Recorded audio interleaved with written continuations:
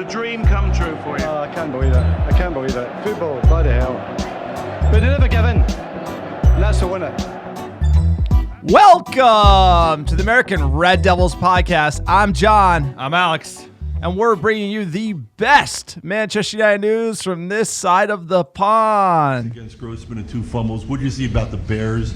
We shut them down that way? No, we just the Bears are what we thought they were. They're what we thought they were. We played them in preseason. Who the hell takes a third game in the preseason like it's bull? We played them in the third game. Everybody played 3 quarters. The Bears are who we thought they were. And that's why we took the damn field. Now, if you want to crown them, then crown their ass. But they are who we thought they were. And we let them off the hook. Thanks, Coach. Matt Liner. Woo, sir. How we doing? How we doing? Thanks, Coach. I think that's how a lot of Manchester United fans are feeling at the moment. Not good enough today. Not good enough in the sense that, it's all the ills of this team that we've seen over the last 14 months, which is play well at times, don't take our chances, maybe a little luck goes against your way, and then cut open in the middle, let open really soft goals. United lose 3-1 to Brighton. I think a little unflattering on the scoreline. It was a tighter game for much of it, but once we gave up the second goal, United really kind of started falling apart.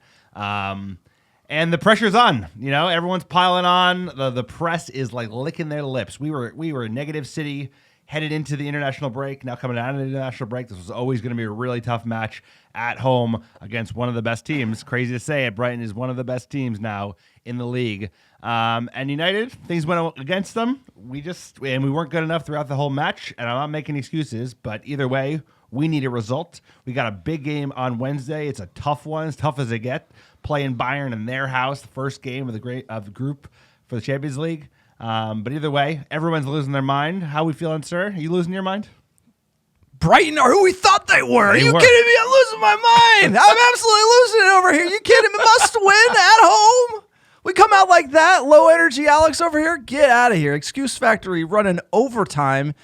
You got to raise more money. You don't have enough. You got to get that AI going right now because this team was, are you kidding me? You give me 15 good minutes. De Serbi makes the adjustment. They cooked us. Absolutely cooked. What are you talking about? We played good for 20 minutes. We conceded. First half. We had 65% of the ball. We conceded. It went the other way. They had us done. They should have scored 4. Could have been 5. Onana with some good saves there. Didn't look threatening. Didn't take our chances. The XG dusted Brighton 2 at home to our 0.71. It was a whimper. For me, the red flag is that goal went in and the air came out of the tire. I agree. Good start at home. Dodgy 11. Eric Ten Hag, you got to give him credit on the excuse factory. Tons of injuries. Region looked good. Came out of the gates at home with spice and fight. That's what we want to see as fans.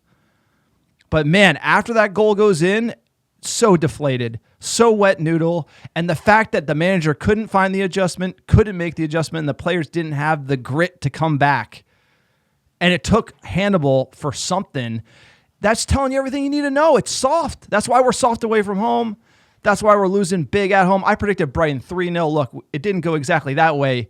But, man, Manchester United, 5 games in.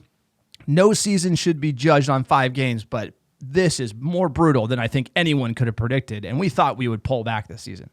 I mean, 2 wins, 3 losses. Yeah, the performance has not been there. I disagree with you. I think they scored early, 20th minute, like first shot on goal. We just got cut open, and then we hit the post, and then we scored a goal. It was overturned by VAR, came out in the second half, and conceded early again. And then once that was when we truly deflated. I agree with you there, but we were in it in the first half. But it's not good enough. I'm not going to make excuses for this team. I love this team. I think we need to be patient with this team. But that's not good enough at home. It is the first time we've lost at home in a year. So let's keep some context that Old Trafford has returned as a place where the team feels confident. A lot of injuries, but like you said, not good enough. The team felt disjointed at times. I think that it's also Højlund's getting to know his boys, getting to know Rashford. Rashford played a little bit too much hero ball at times. He did have some good cutback passes that led to Højlund, but the defense and the midfield getting cut wide open, all 3 of their goals looked exactly the same. It was like they beat the fullback on the outside, and then they literally just did a cutback, and somebody was wide open in the middle of the box and slammed it home. There's nothing Onana can do. And you know what? Not good enough. It's not good enough for Manchester United. It's not good enough from the manager. It's not good enough from the players. And you can see the frustration from the fans on social media. Fuck social media. But you can see the frustration from the fans at Old Trafford, leaving early. And United, Cooked. we need to get a grip on it. We need to turn the tide now. Wednesday couldn't be a bigger opponent, but that's what football's all about. You gotta stop the bleeding. And right now we're bleeding out. Bruh, you got to look at the chart. The XG, the thing about United, and you have to look and read the tea leaves. The red flag for me is Brighton should have scored 2 after the 80th minute. We had no fight. We got the goal from Hannibal. There was no surge. They had opportunities. Fans leaving the stadium. Brutal start from Manchester United, and just not good enough. Not good enough for the badge, not good enough for the money we spent. We know the team's in disarray. We know we got the numpties running the front office, but this team should not be capitulating to Brighton. They're not that great. We can't be crowning Brighton as like a top 4 European titan. They are. They're a good team. That's such a small club mentality. That's such a small club mentality at the end of the day. It's like we're Manchester United. They're coming to our house. We need to stomp Brighton. Like I said, great start until their goal. And the fact that they were able to come on later in the game and get stronger into the game. Look, the manager didn't make the adjustment. He deserves criticism. The players wet noodle. They deserve criticism. We've seen this season. We've seen it last season. Turn it around. We need someone to grab this club by the scruff of the neck. And look, we're going away at Bayern Munich. It ain't the old Bayern Munich. No. It ain't Bayern Munich 10 years ago with Iron Robin and Ribéry. They got Kane. Pretty good team. I mean, they're going to be a good team, but that's another measuring stick. We're coming back in the champ. Think about this. Manchester United coming back in the Champions League for like the first time in a long time, and we're like so nervous about playing Bayern Munich. That is not this club. That is not this badge that I look at. And the fact that we have to be worried about Brighton, they're so great, and Bayern Munich, it's like, then who should we beat? You know, it's like, what are the Nottingham Forest or that's the level we're at? It's 5 games on the into level the we're at. But I'm just saying the mentality has to be that you want to be a mentality monster. We got to be thinking we're the best team in the league, thinking we can win things.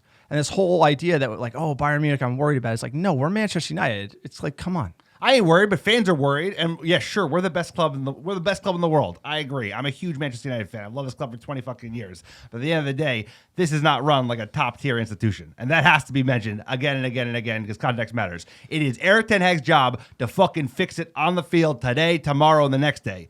But this cannot be taken in a vacuum. This club is a fucking shit show. The news, the Sancho thing. Yeah, but it's not only that. Hold on. The Sancho thing is not like just all his doing. And this is a situation where like the club has been in free fall for fucking years, for a decade plus, and it will continue to deteriorate. And when eventually, the Glazers are still hanging around, they will eventually fire this manager. They shouldn't do it this season, but inevitably their plan is just chop, change.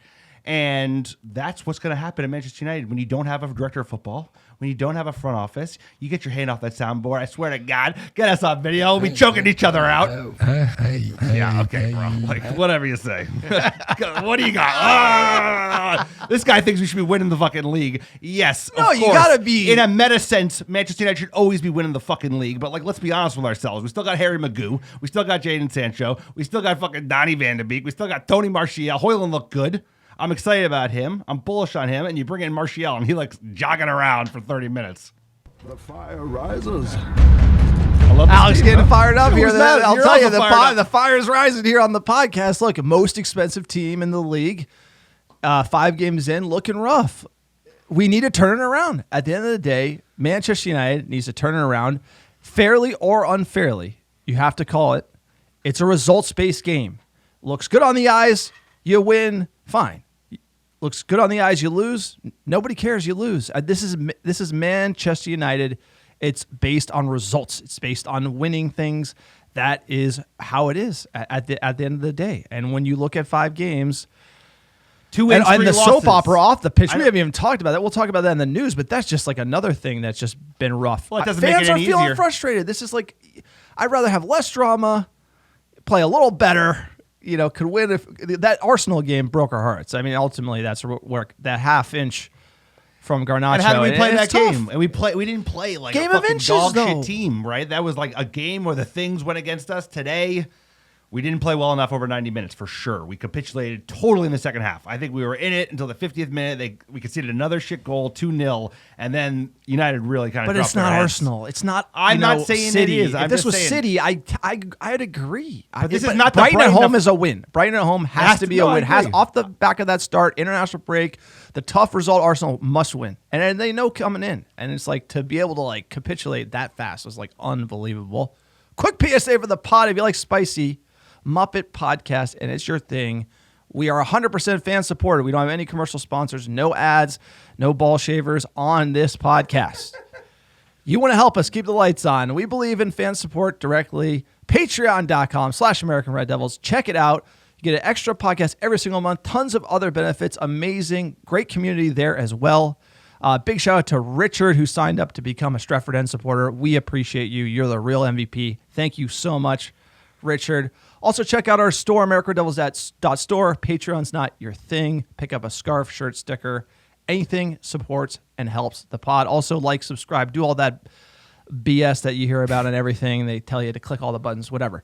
Do that. We appreciate it because, again, small, fan-run, fan-led operation. Start telling about iTunes reviews. And imagine how hard it is to break down this shit team week in, week out. Never miss a fucking game. Watch every game multiple times. And then we got to find a way to package it in a way that's digestible, where the two of us aren't strangling each other out in the pod room. Speaking of supporting the pod, a great way to do it is write 5-star reviews. We've had some great reviews coming in recently.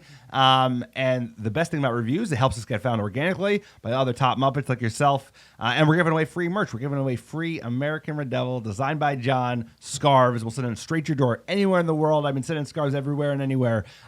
Here's a great one. And how do you do it? You write a screenshot, you get a 5-star review, you take a screenshot and send it to AmericanDevils@gmail.com with your mailing address, and I will send you out a free scarf. Here's a great review from Chris ST. Well done, Jersey boys. I enjoy the podcast from these two fellow Jersey boys, New York born and bred. Let's go. Here, shout out, what's up? They make it entertaining and provide a perspective from folks that have an experience as footballers and not just couch managers. I'm not sure about that. I don't see any footballers in this room. Great. Keep up the great work, fellas. Chris, now in Fairfax, Virginia. Appreciate you, Chris. Thank you for all the Muppets writing 5-star reviews. I know John thinks he's on the played pitch. freshman soccer. He wasn't very good. Freshman New Jersey. And then he got I was pushed, a defender, center back. and then he got pushed into America. Yeah, baller my ass. Yeah, this guy's he could dust Weghorst though in a 40. I can. That But I believe. then That I I went to believe. I realized that Head injuries are where it's at. soccer in the United States, you don't get the shine. American football, you get the shine. So it's back in the totally, day. Back At in least the back in the day, day. yeah. But I didn't know about the brain damage until later. Welcome to the That's a pod. bonus. That's a bonus. Sir, let's get into it.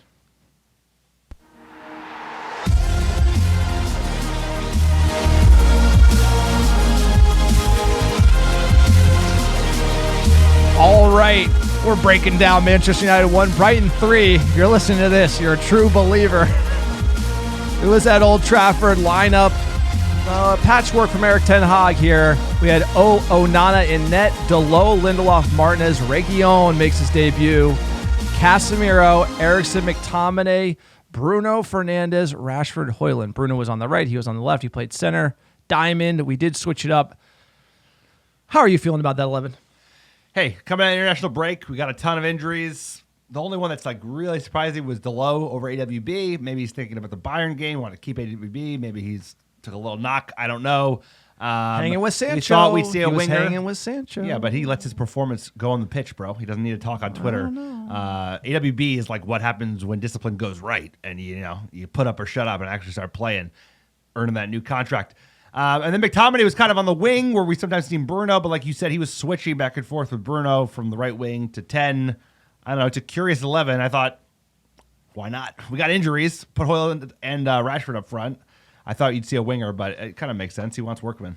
Look, at the end of the day, I saw this 11 thinking Bruno on the right.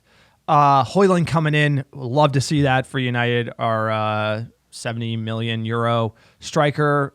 Looked good for Denmark. Coming into United. Lots of good momentum. Reguilon, interesting there. Had a good Look, game.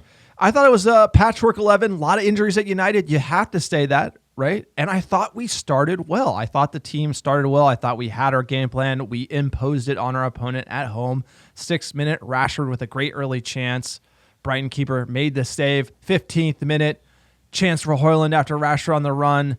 He almost amazing run from Højlund, beat the center back, and the ball kind of took an awkward bounce on the turf. He couldn't connect. Great opportunity. We were seeing it here. United getting forward. United on the front foot, 65% of the ball. But unfortunately, Manchester United, as of late, the players who used to play for Manchester United, they have a go. Now Adingra, Lallana, Welbeck!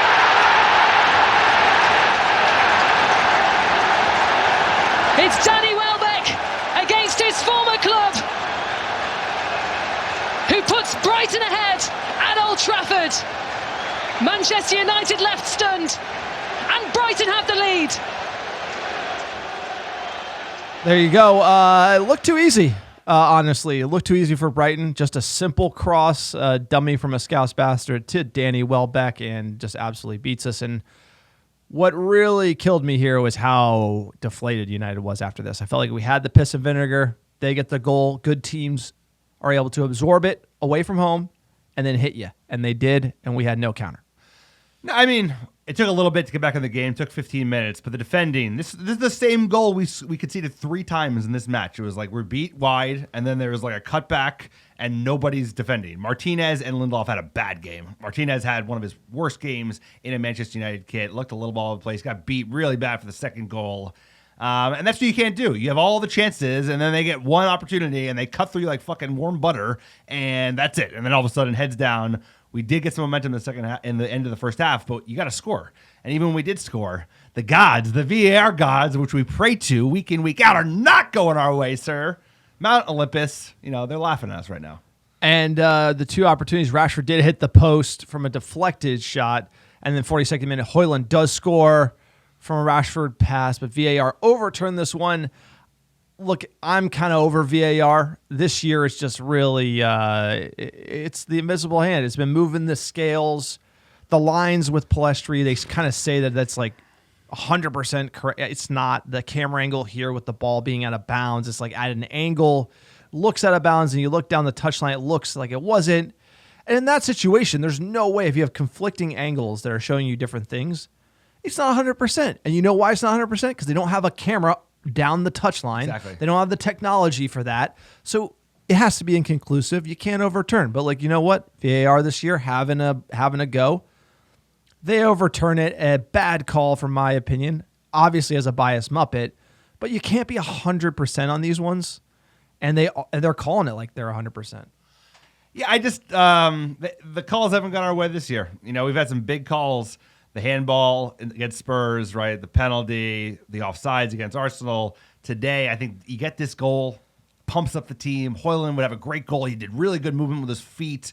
Rashford was a little selfish today, and that was finally an opportunity where he did well, does a nice cutback, and Højlund does exactly what we need him to do. Everyone's going to negative Nancy the whole day, and I get it. We didn't play well enough to win, and we deserve to lose. But I think Højlund is the real deal. His movement is very good for a player of his age. Yeah, but Rashford didn't pass to him. It's their first game starting so it's together. We have a guy who's running around in the right spot, but Rashford's not passing. It's like he passed for the 42nd minute. We give a pat on the back for a guy running around in the box. He scored the overturned goal. Who passed him the ball? It was Rashford. It was out of bounds, but he still passed him the ball. It was one. It's like here's the thing. I knew coming into Højlund that our wingers don't cross it. We don't play with a 9, and it's gonna take time for this team to transition too. And this game was a great example. Rashford many times on his left, he could have put in the ball first time to Højlund, where he's screaming into the net. Credit to him, but we're not doing it, and that's the simple stuff. Here's the thing. If you're going to concede 3, you got to score 4, and we don't look like we're going to score any in the first half. Second half, United come out, start in control, but they lose momentum. Again, the field was tilted to Brighton. 51st minute, Rashford again on the left wing, shoots in the side netting. Again, runs it into the touchline, shoots in the side netting, as we've seen. 53rd minute, Brighton goes up. This is Lamptey.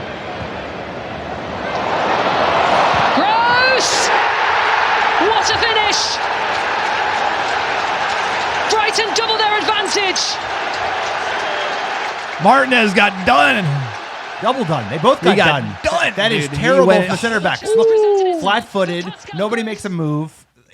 that's schoolboy shit, bro. It's like you can't be doing that. You can talk all you want about how much of a shit manager this is, but like if you defend like that, you're gonna get fucking ripped apart. And you know what? Exactly. And you're not scoring. And we got ripped apart. We can't finish. We can't play 90 minutes out. We drop our heads, and then if you defend like that, you are cooked. This league is, you can talk about whether Brighton are a good team or not. I think they're a good team, but even still, if you defend like that, Wolves will cut you apart because that is schoolboy shit. They didn't cut us apart because we won 1-0. Well, I mean, in the midfield, but they had the opportunities, but they couldn't score.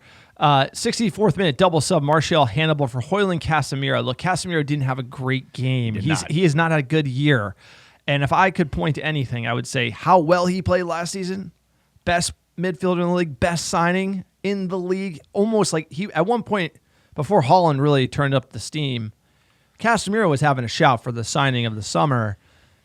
Casemiro's been a ghost of his former self. And that, I think that is like a lot to do with it. And Rashford not being able to just score, be lights out. And Martinez, right? He was a signing. That's a great point. He was a great signing. Yeah. A testament. Like, but Casemiro's not coming back from injury, right? So it's like Martinez, you can understand coming back from injury. I think he's still injured, sir. I think he's that foot injury. Those foot injuries get niggly. They get like, there's one of those things that keeps bothering a player. Totally. But Højlund coming off here, don't like that. He did feature for Denmark. He's fit. He's not, and the manager taking him off. He didn't play 90 minutes for Denmark.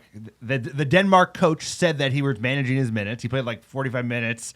And we got a game on Wednesday, and he's not. And he should start ahead of Martial because already in 64 and maybe minutes, down two. The manager's like, get him off because we're not coming back. Is that? I mean, there could be a little bit. Casemiro didn't look good. And Højlund, you don't want to like overblow him and have him play 90 minutes against a team like Brighton when you have no other options, right? Because Martial is effectively no other options.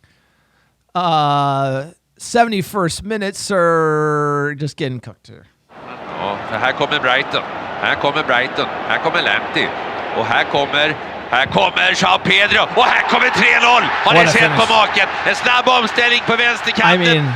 Snoozing. United basically snoozing here. Same goal. On the break, like completely wide open. Lindelof pointed at people. I think Bruno had a shout at covering that. Bruno was great today. I'm not trying to get in on him he wasn't. at all. He wasn't I'm just looking today at the video and saying like he had a shout to cover that. But no one's running back. It was a bad goal. It's a bad goal to concede. I didn't mean to cut you off, sorry. It's a bad goal to concede. It feels like the same goal, all three goals that we conceded. It was just like they come in wide, they pass it into the middle of the box, nobody in the center back position or in the midfield is covering, and then they just slot it home. And if you do not defend that, you will fucking score. You'll concede 3 to 4 goals every game, bro, even against the teams that aren't that good because it's unacceptable. Hey, somebody was fired up. Hannibal came on. And love to see him feature. I'm like, this is great here. Let's listen to this call. وجود إريكسن وكذلك برونو فرنانديش. مجبري عنده الكرة الآن. مجبري ما زال. مجبري حنباء جول. هي فعل. Look at that reaction from the youngster. I mean, someone who's been in the youth squad, breaking through in preseason, manager gives him a go, and what a shot. That had some venom on it. You love to see that feature for the World Cup as well. He's a player. Get him integrated into the team. Look, credit to the manager for getting the youth involved in situations like this. Could this have been the spark to push us on a little more? I don't know. No, you were hoping it would because, you got a goal. Okay, you might not tie it up, but you want to push for another and then push for another. And we didn't, Shout out to Hannibal. Glad he got an opportunity. Glad he took the opportunity. I thought he looked lively. He's always a player that other teams hate. They just he's got it in him. He is a fighter, but they all want to tackle him. I think it's something about that hair. But good goal from him. Something. He's a dog. He is a dog. And we need dogs. We need dogs in every position. And then we need another 11 dogs ready to take their spots if and when injuries happen. And there just aren't enough dogs on this side, bro. 79th, nice save from Onana. 85th, triple sub, Palestri, AWB, Garnacho. Kitchen sink here. They came on for McTominay, Martinez, and Reguilon. I'm glad Palestri came on. 93rd minute, nice save from Onana. Again, Ansu Fati should have scored that one. Yeah. Should have put that away. Unbelievable. That was a good 4-1. When you're a fan, you're thinking, thank God it's 3-1 instead of 4-1. Man, how this club has changed over the years because we're literally in that territory. When we melt, we melt. And it's like, thank God it's not another 5-1. Thank God it's not another 4. It's like, we can deal with 3-1. And that's literally the mentality, unfortunately. You're like, thank God it's not 4-1 or 5-1. Like, because that's how we lose. When we lose bad. And that's there's a culture that, call it leadership. We have captains on the field. We got a core group of veteran players. And when we lose big. And we could have lost even bigger here. And these Onana saves in garbage time are what kept us from another embarrassing scoreline. Something we've seen under Ole, under Rangnick, and now under Ten Hag. So, again, it's not unique to the manager. You got to point the finger at the players. But that scoreline at Manchester United, that just doesn't go together. And it's hard to say, seeing my son being like, why are United losing? And I'm like... That's what they do now, my boy. I'll have to explain it to you. A long time ago, back in the day. Keep living in the past, bro. Years ago. Only look forward. That's the thing. Is like this club has embraced mediocrity for a decade plus, and this is what you get. It's like we're not a serious club. The manager deserves criticism. He should have done better. He should have brought subs in earlier. That triple sub shouldn't have come in the 85th minute. Should come in the 75th minute. Martial, too. It's like, give me a break. But think about this team, bro. It's like this team is not... You don't need to put on Martial. Give me a second. Who are you going to put on, bro? You need a striker. You need to score goals. Rashford didn't look it. Rashford into 9. The team embraces mediocrity because at the end of the day, Martial shouldn't be there. Sancho shouldn't be there. Maguire shouldn't be there. Should Lindelof be there? Probably not. I mean, but I'm just saying, you embrace mediocrity, you get mediocre results, bro. That's what you get. Getting into the stats here. United. I mean, the stat sheet tells you everything you need to know. 14 shots to Brighton's 10. 4 on target for United. 8 on target for Brighton. 57% of the ball in our house. Not great. We got disrespected by Brighton today. XG, again, 2.06 to Brighton. 1 to Manchester United. Look, depending on the source, it's off a little bit. But again, just an absolute, just dominating performance from Brighton. No ifs, ands, or buts about it, sir. We got to find what the manager says. I'd love to hear his position. We usually these days are not able to do the pod immediately after the game. Now we are doing it immediately after the game. This is yesterday's. There we go. Let's hear from the Brighton right there. We want to hear from the manager. Afternoon. What did you make of the performance overall? We are, of course, very disappointed by the result. But yeah, it was a game. First half we played quite well, I think, and we created many chances. But then, we had 2 big setbacks. First half, the goal against, and then we had a difficult period. But then we equalized just before halftime, and then it was disallowed, and it was difficult to deal with that. The way you started with a sort of slightly different formation and the game plan, do you think that was working well, particularly the first sort of 15, 20 minutes? Absolutely. Yeah, the first 20 minutes were very good. And as I said, after they got the goal, actually maybe their second attack and their first chance, we have to keep going and stick to the plan. And then because it worked well in the first part of the game, and also after that in possession we created some great chances. We didn't get the goal, but I think we played well. I mean, it was a great moment when Rasmus got his goal. Special moment for him. Such a disappointment for him. Such a narrow margin. Yeah, but that is the period where we are in, and we have to fight back, and we have to stick together. In this moment, it will pass away, but it's not coming. We have to work for it, and you have to believe in it. Then we will turn it. When in the second half it got to 3-0, for you as a manager, what are you looking for at that point? Are you looking for a response? Are you looking for pride and fight? First of all, if you get that second goal, and again that was probably the second chance of the game. And you have to do it, and of course then you look at your team. Okay, who has the character? Who is taking the lead? Who is taking the initiative in such moments? And it's of course difficult to deal with it, but you have to do it. And as I said, if we stick to the plan, stick to the rules, and have to believe, and we have to fight as a team, and then we will turn it. Look, just probably did the manager some disservice with the on the soundboard. That's fair, Alex. It's a Manchester United pod, after all. No, but it's just more of like it's a habit he does. That it's just funny, but he says all the right things. Look, dealing with the Sancho drama, right before the game, says the right things. Absolutely. Team comes first. I'm building the team. He says the right things in this press conference. And he's a straight shooter. Look, it's just a results-based business. That's it. At the end of the day, I agree with everything he's saying. I agree with how he's handling Sancho. And I don't agree with looking that bad to Brighton at home. That's it. No one wants to see that. That's absolutely Nobody it, wants to see right? that. And it's on him to right the ship. And he said it. And that's it. And you know what? We're all rooting for him to right the ship. It's his head on the fucking line at the end of the day. Every Manchester United fan, in my book, should be rooting for him because if he goes, we go. And it's like he needs to turn the tide. So if he can't turn the tide over the coming weeks and months, then yes, he deserves the repercussions of that. But we need to be patient because this shit takes time, and we have to remember where we were. Woo. Remember where we were at Palace, bro. That was 15 fucking months ago. No, it was 15 months ago. That was not that long ago. Rangnick was not that long ago. This guy is back against the wall. He doesn't get it all right. He's a stubborn bastard. But let's just have a little time, because if we start blowing it, like you said last time, this is the best thing you said, sir. If we lose to Palace and Burnley, then you're fucking worried. Absolutely. But as all fans, we need to do, we got it out. Pod therapy. You feel better? I feel better. I'm starting to feel better. We got the L on the table, putting some salt, hot sauce, ketchup, whatever you need. Eat that L. We're in preview mode now. We're after the recap. We're going to feel better. I'm excited for Bayern Munich. Let's go. Like, hey, Play we the got to music. take it on Play the that chin. delicious music. You got to take it on the chinny chin chin. You got to take that Eating L's. tough L, that Eating 2 L's hours on Saturday morning watching that dog shit football.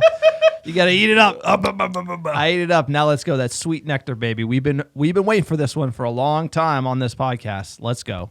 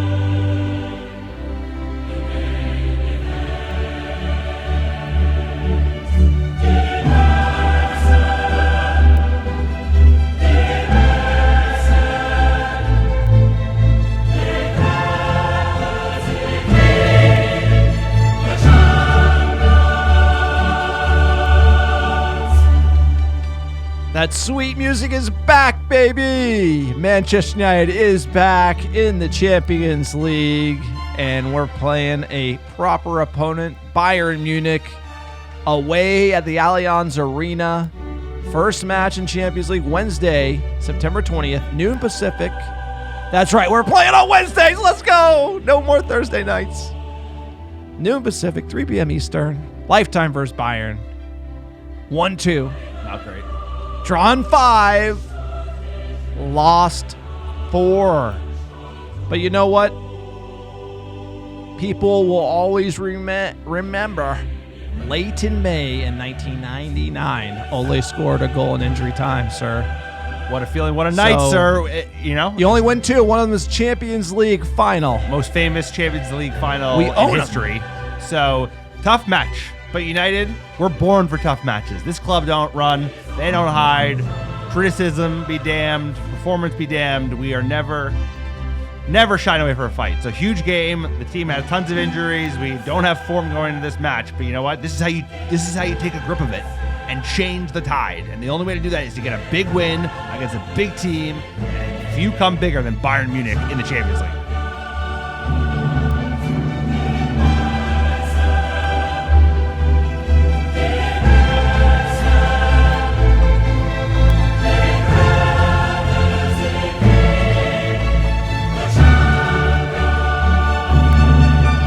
So much better than Hans and Franz. Oh my God. It's night and day. Sir, it's Night and day. unbelievable. Unbelievable. We're back, baby. So let's just hungry dog runs faster. Tough game against Brighton. It's everything to show. And you know what? Erik ten Hag has experienced the Champions League. Knows how to show up on a European night. We have a lot of players coming back from injury. Look, this should be a good match. I hope you can't get embarrassed. No. You can't get embarrassed. Like, we're at that stop the bleeding, Draw. stop Like, go for a the draw. bleeding. Go like, for a we draw. need like a tough fought away European draw would be a huge win for the team. Yes. I trust this manager. He has great experience. Harry Kane's not playing bad.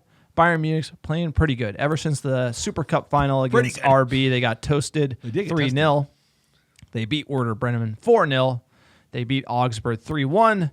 Mönchengladbach, they beat 2-1. And then Bayern Leverkusen, they tied 2-2. But Bayern Leverkusen is one of the better teams in the Bundesliga. A little history on Bayern Munich. It is the most successful football club in German football history. Kind of like, the German Manchester United. Except they haven't had like a 10-year run like we have. Having won a record 33 titles, including 11 consecutively since 2013. It's an easier league. That doesn't 20 national cups in England. Nobody wins. Manchester United wouldn't win the Bundesliga, unfortunately. Not today. 20 national cups along with numerous European honors. Bayern Munich was founded in 1900 by 11 footballers led by Franz John, a.k.a. Franz and John, a.k.a. the Europa League theme songwriter. Since the beginning, Hans Franz. Since the beginning of the 2005-06 season, Bayern has played its home games at the Allianz Arena, the new arena in Germany. I did see 1868 Munich there. It's a very nice stadium, but it's kind of like MetLife, where it's like a generic stadium for multiple teams, and they light it up at night to make it look pretty cool. But regardless, a Champions League night under the lights in Munich would be unbelievable. So we're going to be cheering on the lads. They got Harry Kane. They got Leroy Sané. They got the ultimate troll in Muller, Gnabry, Canadian Kimmich. They got Davies. Upamecano. We were linked to him. Didn't get him, but he somehow found his way to Bayern Munich. Is not playing too bad. So once again, another player that we signed showing up pretty good.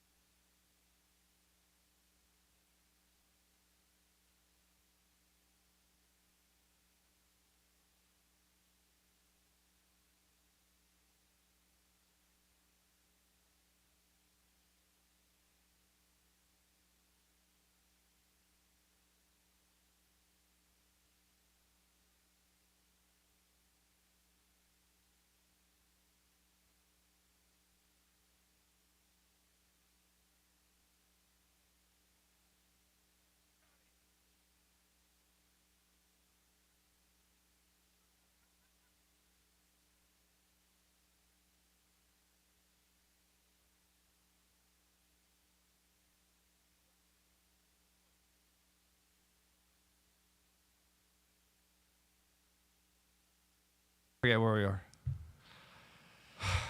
Okay, Joe, let's just talk about the 11. And Bayern starting 11, not too shabby. Harry Kane, Leroy Sané, Thomas Muller, you know that troll, Gnabry, Kimmich, Upamecano. We were linked to him as well. Davies, Alphonso Davies, a killer. Fast. And, Rapid. This team, it's going to be tough for United, and you can see we're going into their house. We got to play in a pragmatic style. Cannot get embarrassed. Can't emphasize that enough.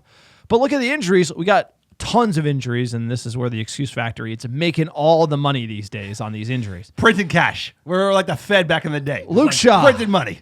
Kobe Mainu, Malacia, Amrabat, Mason Mount. He's out. He could save our midfield. Look at the suspended list. Varane, obviously, Mason Anthony Mount. suspended. Sancho training with the kids. Suspended. Ahmad as well. Tons of injuries. Lots of players that could help us. Mason Mount. He's a Champions League winner. You know, Mason Mount, a great assist to Kai Havertz, won the Champions League. Big up in Mason Mount. Hey, I'm number one Mason Mount fan. I know I'm you wearing are. the kit right now. Let's go. They're looking fresh. They're looking fresh. You can look even fresher with that Snapdragon next year. Those are some big injuries. You know what? Big injuries, huge match, European nights in Munich. Great Munich team. It's going to be an awesome occasion. I'm looking forward to it. Like you said, let's just not get embarrassed. You know, they signed Harry Kane so they can finally win the Champions League because they haven't won in a while. United, we're back in Champions League football where we belong. Now we have to show why we belong there and go in and play well. You don't need to win. You just got to play well. And let's hopefully get a tolerable result. Let's not get blown out 4-0. And if we do that, you know, on to the weekend. Then it's the Builders, baby. And that's a huge game. And that is the epitome of a must-win. This game doesn't matter as much, but next weekend is what it's all about. It's about Burnley away at Turf Mordor. The Builders. Oh, that's going to be a tough game. Turf But that is Mordor. everything, bro. That is that's where it matters. No, and all fans, like, you know, everyone's going to think this Bayern Munich game is going to be the big. No, it's the Builders. It's like literally. It's the Builders. Burnley, the Builders, Turf Mordor. That's their mascot? Are they the Builders? They're going to be the Builders forever in this pod. What are they? We'll get into it when we do that. When we break down that match. That heart attack of a match is going to be Jesus. And the footballing gods. That's the footballing gods. That's what they do to you. You know, this Bayern game, and then it's going to be like back against the wall, Burnley away. Like away. It's like you look at it, and it's like the way you know. Football gods are cruel. I'll tell you sometimes. what. You know, it's like it's great to see. It's great to see. But before we get into the Builders, we got a starting 11. Give me your starting 11 here. For Bayern München. It's going to be a tough one. Oh, and Onana net. Who else? Oh, Jesus Christ. AWB, Lindelof, Martinez, Delo. Shout to Reguilon. I thought he was a bluffer. He actually had a pretty good game. Arguably the best of the back four. Not saying much. I'm going to do double. We need an extra little meat in the midfield. So I'm going to do Casemiro and McTominay in the middle of the park. Bruno at number 10. Rashford on the left. Højlund up front. It's time for Facundo or Garnacho to get a start. So I'm going with the Uruguayan Palestre. It's not going to happen, but that's what I want to see. Who you got, sir? Oh, this one is very interesting. You dropped Eriksen again. I think Erik ten Hag is a madman. He is. You know, and he's an absolute madman, and I think he's literally going to go same 11. He might actually. Onana, I think you're right about the AWB for Delo. I think that's the move. One change, but everything else will be the same. AWB, Lindelof, Martinez, Reguilon. And then, actually, no, he's not going to play Delo out of position. Casemiro, McTominay, Eriksen, Bruno, Højlund, and Rashford. I think he's going to play the same team. I'm not opposed to that. Honestly, that's not. I think you got to go more defensive. Yeah. You know, Amrabat, is he ready? I don't know if he's not. ready. No, he's not ready. I don't think so. He could be. It's just like he was a little cagey from the manager. But, As sir, usual. let's get into the bookies here. Tell you what, you betting against Manchester United, you're making big money these days. Bayern, huge favorites, minus 185 at home, plus 370 for the draw, plus 420 for United on the road. Backs against the wall. We just got to not get embarrassed, grit our teeth, hopefully play some good football. And then you said it's make or break on the weekend, bro. I ain't ready for that game. I'm going to need more blood. Give me some of that blood pressure medicine you're taking, sir. I need more. Sir, what do you got? Give me your score prediction. 2-2. Because I'm a numpty. Optimistic FC. Exactly, bro. 370, plus 370. What do you got? Ooh, sir, you don't know what I'm like. I'm 11-0. I'm like taming 14-0. Harry Kane had it. You get 4-1, in my opinion. Harry Kane hat trick 4-1. Yeah, that'd be right, about right. And the problem, and the only reason why I predict that we're going to concede a lot is for the same reason we conceded a lot against Brighton, which is the manager only has one speed. He's all gas, no brakes. He wants to go for it. He's not going to worry about defending. And I think we're going to have the same mentality against Bayern Munich. So prove me wrong that we'll have a practical setup to not concede tactical stance at the Allianz Arena. But I just think we just go all in all the time. Sir, we got the news. We got the news. United in the news. Anything good? Glazer selling? Not yet. They ain't selling. We'll see. We'll see. Two at a time. Double soundboard action like that. Jadon Sancho to train away from first team after refusing to apologize. Erik ten Hag comes on the press, tells Jadon Sancho, hey, guy's a bum in trading, didn't turn up at all. Jadon Sancho posts on social media, wah, wah, wah. Erik ten Hag comes out and says, you better apologize. And Jadon Sancho says, I'm good. I'm set. Guess what? I'm set. You can't cancel my contract, so I'm fucking good. So that's a move. That's a hell of a move. Look, we got a full-blown shit show at Manchester United again. Again, you had sad Ronaldo on the bench. He left. You got sad Jadon Sancho. He left. He's probably on the way out. Now, the problem that I have in all of this is people picking sides and throwing mud is what it is, right? Jadon Sancho probably ain't like the best professional, but United gave him a lot of money. And if you were smart and you're running a footballing organization and you had a director of football who's working with this manager to figure out how to run the team, the whole idea is that we don't want Jadon Sancho. Like, Jadon Sancho and the manager don't get along. We don't want Jadon Sancho, but we also can't go hit the nuclear button on Jadon Sancho because we got to sell Jadon Sancho.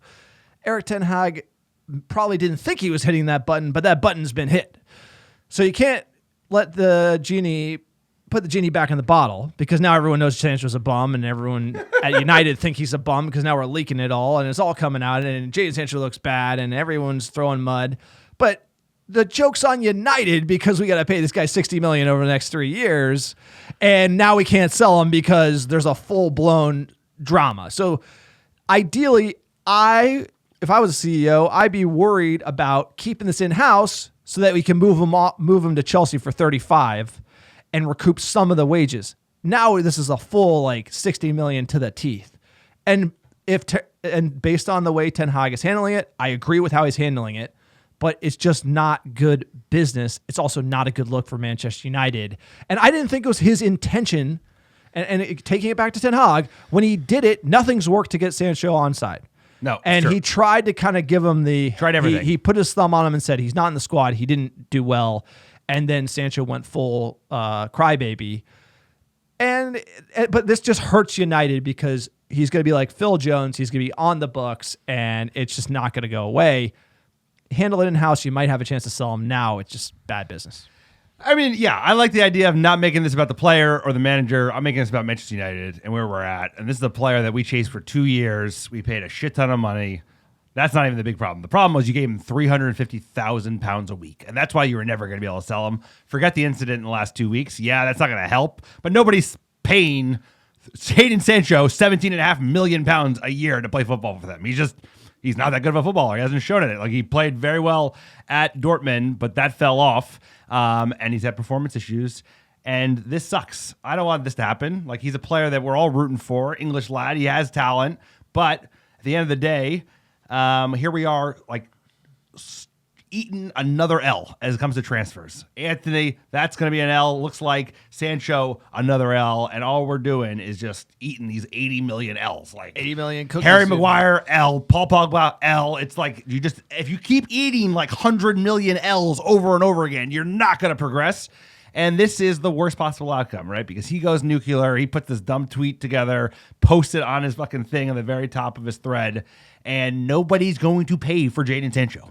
They're not going to pay. Yeah, but we're in the business. We're in the business eat his of contract buying for and 3 selling. years. We're in the business of buying and Buy selling. high, sell low. multi-million-pound footballers, and in the game of multi-million-pound footballers, there's the thing called the foist. Foist. You have a player. Who foisted him to? Like, Saudis? If Jadon Sancho, like ideally, the director of football and the manager are like, this kid is no good. He doesn't come to training, but he's got the brand. He's got the name. Right before this situation, Sancho's got some heat. Chelsea interested in the summer. Hey, you got to play him a little bit so he gets a little shine. And then you talk him up in the press. You say good things about Sancho to get Chelsea to buy him in he's January. trying to do with Harry. That's what he's trying to do with Harry. He keeps talking exactly. How good he is. You got to do the opposite. You can't be saying he's bad because now nobody wants him and we can't sell him. So there's like a little bit of brinksmanship here. We saw it with Ronaldo. He played that right. Ronaldo's great. Ronaldo went toxic, and then he left, right? So you needed to keep Sancho in that camp until we got rid of him, because I don't care if he's the guy or not. I just don't think you can be affording to pay £350 million to train with the youth, especially when Antony is out indefinitely, and he might be able to have an impact regardless of how toxic he is. I like the hard line from Erik ten Hag. He says everything's for the team. It worked with other players. But when you're a hard liner and the results ain't there, that's a hard spot to be in. And the hot seat, the seat's going to get warm. It's not my position. I just know the way it is. It's like when you're a hard liner with a dressing room and the results aren't there, that's a tough place to be for any coach at any sport. That's just the way it is. Especially for a player you inherit, right? You can make all the things about Antony and how we overpaid for him probably by 2 times, and now he's out indefinitely, like you mentioned. But he inherited Jadon Sancho. That was not his guy. He was trying to motivate him, and that blew up in his face. It blew up in all of our faces. Like, he said something that's rather innocuous after the Arsenal game. He was like, he didn't make the squad because, in training, he just wasn't up to scuff. And that, if he just said that and Sancho did not respond with a tweet, it would have been forgotten in 48 hours. And instead, he sends this nuclear tweet, and then every story about his bad performance beyond United, with England, with Dortmund, how they had to do like multiple alarms to tell him to come early, and he's always late for training, and they gave him many, many chances. And now here we are, where we have no defined right winger. We bought him to play on the right wing, if you all remember, and then they got pushed to the left. Yeah, but you got to foist him. Nobody's going to foist him because his contract is fucking huge. He's like, he gets paid as much Chelsea as like were De Bruyne. interested. Yeah, and they backed off because of his issues elsewhere. They literally backed off and signed the guy from City. All right, on to the buying the club, sir. Kassim, Ratcliffe, they are prepared to be patient to buy United. Look, it's already been a year. I would say they've been patient. Who knows what the Glazers want? You're hearing some murmurings about Ratcliffe, plus the Glazers are involved in some way. If in the Ratcliffe deal, they're always going to be involved. It's the question of control and how does that work? They have those special shares, etc. There's lots of different ways you can slice and dice a deal. I think at the end of the day, we're going to keep you posted, but a nothing burger here. If a deal can come, save us. Somebody save us. All I care about, and this is what everyone got wrong early in this process, Qatar's buying all the shares. Ratcliffe's not buying all the shares. 51% gives you control. If they sell control, that is all that matters. I don't care if the Glazers are around as long as they don't have control. If you don't have control, you're still on the board. You still have a vote. You still have a say. It's just that Ratcliffe can overrule you. That is ultimately what we need. Somebody else to have control of this club as we've seen this demise to date. Absolutely. The worst case outcome is the one we have heard rumors about, which is the situation where Ratcliffe will come in as probably a majority shareholder, but not full control, and they'd still have votes on the say of the club. And, Ratcliffe, Qatar, there are differences, of course. People can criticize either. But the worst case scenario is like you basically have them given, the Glazers, a lifeline with a cash infusion. We're buying a certain amount of their but ownership. They don't have control. So we're talking control is black and white. No, I understand. Ratcliffe has control. They still have a say. He doesn't have to listen to them. The Glazers have... Ratcliffe will not buy the club. The Glazers have control. So, like, the Glazers... This is the problem, is people are saying the Glazers will always have a vote on the board. Your shares always have a vote. If Ratcliffe has more votes, and that's majority, right, then he can do whatever he wants. Now, you can screw over the Glazers and have bad blood internally. That's not good either. But at the end of the day, it's talking about control. And this is why I think a lot of people get it twisted. Jumping into fan questions at BryGuy666. Quote, one of the best players today was a guy on loan. He's been here for a week. Bright, 4 chances all game. Brighton had 4 chances all game, got 3 goals. At times, Rashie was too greedy. Hannibal's a joy. I don't know, sir. This team is just bad for my mental health. Just hang in there, brutal. Hang in there, Bry guy. You and us both, man. I agree. But hey, remember what used to be? That's the John. Remember what used to be? We used to be a great team. Hey, there's a lot of season left, and it's always what they say. It's always darkest before it's pitch black. Yeah, we keep saying that. It doesn't come. At Glazers Out FC, we have Bayern, Burnley, and back-to-back Crystal Palace. This can easily become a nightmare scenario. Shout out Region. I understand people like Onana, but I have not been that impressed. What good is being able to play out the back if you concede often and can't score? Great point, and this is the point I brought up at the beginning of the season, in the summer when we did this deal. I said, hey, you're going to have this keeper who can play out the back, who's not going to be as good of a shot stopper as De Gea. Look at some of those Brighton goals De Gea might have a hand on. Maybe. But we're not scoring, and we're conceding more, right? We needed more attacking. Our defense was the best in the league last year. Now our defense is worse, and we're scoring at maybe a worse pace. So, again, it's just weird investments from the front office. Was it the right year? Onana's the man, but was it the right time? It was. Should we have invested the money elsewhere in the attack? This is not like These City. are things. This is not like the FA Cup final. It's bro. going what we the said. goals we conceded. It's going the way we said. 5 games in. It's 5 games into the season. So playing out the back is not helping 12% this of the team. way of the season. I'm just playing out the back is not helping us score goals, and that's what it's designed not to do. yet, but it's early in the process. It's a total change from what we did last year with De Gea because De Gea could not play that type of possession. So all I'm saying is the goals that we conceded today were because of bad defending from a midfield and defensive perspective. It was not on Onana. He had great saves at the hold on. He had 2 very good saves at the end of the game to keep it 3-1, and he's going to need time. Keep it 3-1. Well, I'm just saying. They're having clean sheets, winning 1-0s. Bro, he was so and we had bad defending. De Gea wasn't that last good. season. De Gea wasn't that good. Last year he was not that good. He wasn't. If he was, he would still be here. Our back line with David De Gea and net was better last season than we are this season. We're conceding more and we're not scoring. I said I'm concerned that playing out the back is good. We're going to concede more goals. 7 goals to Liverpool, 6 goals to City, 4 goals to Brentford. It's like we'll see a at the shit end of ton the of day. goals last year. If at the end of the day we concede more and we don't score more than last year, Yeah, it's going to be worse than last Yes, season. it will And we be. got third. We were best defense in the league. That you can't underestimate. A Golden Glove. Are we going to get the Golden Glove this year? Even with those bad games, we were golden. He got the Golden Glove. It's a question of when and where you invest the money. At M. Maybaugh 13, didn't understand the starting lineup and really don't understand the subs. Rashford was selfish. Midfield was blah, and the defense left players unmarked throughout the match. Højlund is a player, but barely got any service. Bayern could get ugly. The fire rises.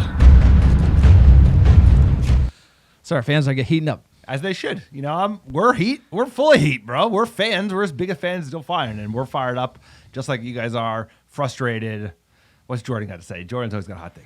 At Jordan_R United or Chelsea 2.0, how low can this team finish after 38 games? What is the low bar here? 8th, 7th or 8th? I mean, what did Chelsea, actually, if we're going to say Chelsea 2.0, they finished fucking 12th last year. So let's all keep it in perspective. And they're playing bad this year, too. And they're playing like shit this year. Well, they hired Mauricio Pochettino. What do you expect? At JDW 300, what's our style of play, honestly? I've yet to figure it out. McTominay's start was not expected. Plestri Garnacho off the bench only makes sense when we're at full strength on the wings. One should have started. Højlund and Region look really good. Scammed off 1 goal, maybe 2. Look, I agree here. Our style of play, we've been all over the board. That to me is the biggest concern. Are what are we trying to do, and why do we wet noodle it after conceding 1 goal? Those are red flags to me. Is we don't have a certain style, and the players kind of hoofing up a little bit after conceding. That to me are not good things in the team. Yeah, I think I saw style. I know people say this all the time. I saw style play last year.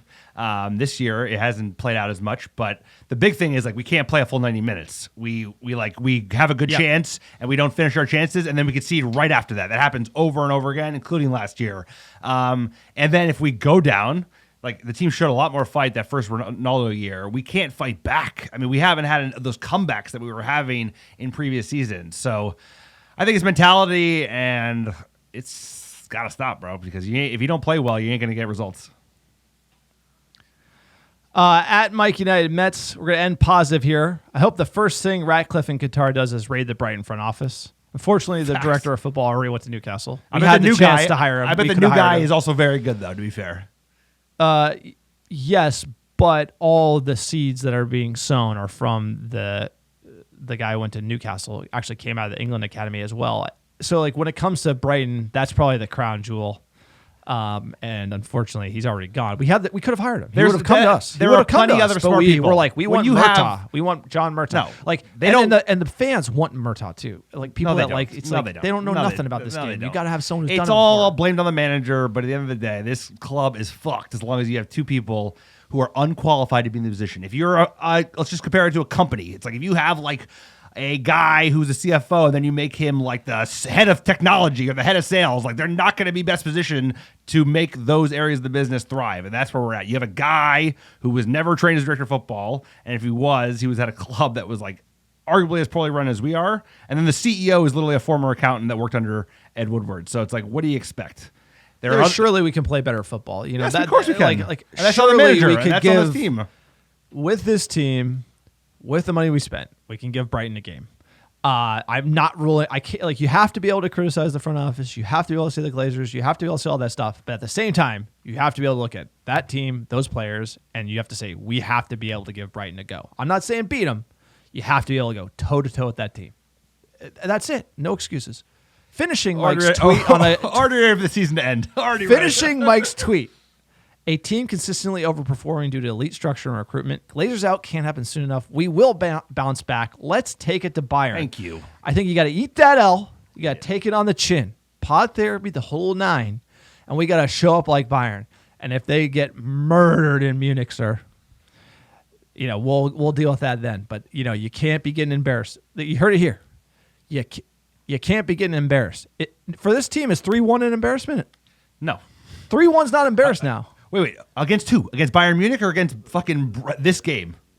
Bayern Munich. Like, just a general result. If we lose 3, bad. Is it? If we lose to 3-1 to Bayern Munich in their house, depends on how you lose. Like, is it the end of the world? Should you fire the manager in September? I'm sure some people want to. I didn't say that. I just said, what's an embarrassment? Embarrassment's like you lose by 4 goals. I think if you lose even by 3 goals against like the best team in Germany, I think 3-0. Like I could swallow that. Some people can't.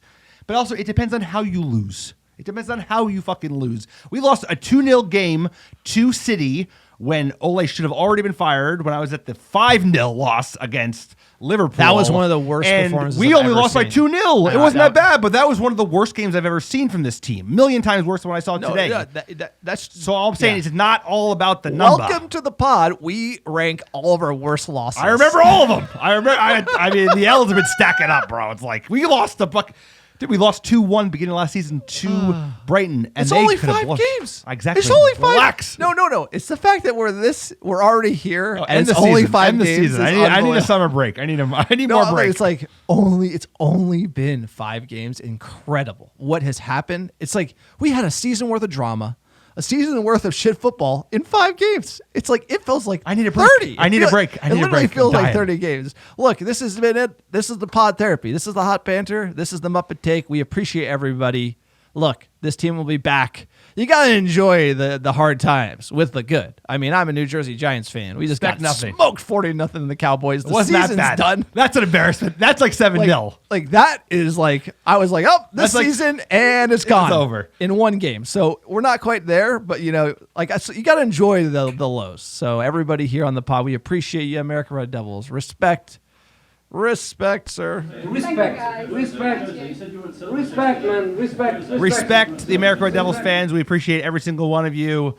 Hey, tough times, but we get to enjoy the banter together. And we got top downloads, sir. Number 1, how you doing? Los Angeles, California, Chicago, Illinois, New York, Atlanta, Georgia, Brooklyn, New York, San Francisco, California, Dallas, Texas, Sacktown, Sacramento, California, and last but not least, Dublin, Ireland. Appreciate all the America Devils listening week in, week out. Hang in there, folks. Hang in there. I'll tell you, the sweet wouldn't taste so sweet without the bitter, baby. And it's going to be so sweet when we're back. And it's going to take a long time. But we're going to remember these days. That's why we're going to enjoy it. And we're on to the classic here, Bayern Munich. Let's go.